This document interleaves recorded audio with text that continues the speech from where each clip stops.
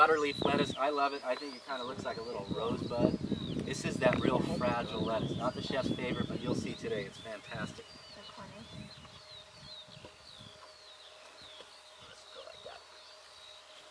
And then let's see, what else we got here? Right here. This is a red butterleaf cross called Four Seasons.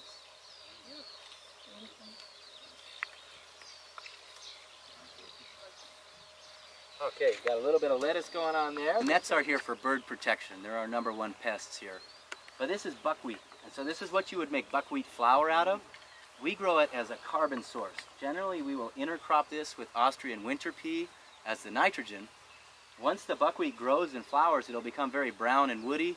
It then gets tilled in on site. The bed lays fallow for 4 weeks, and then it goes right back into crop rotation. So just pinch the stalk real nice and taste it, make sure you like it. Pick as much as you'd like to see on your plate today. So come on in.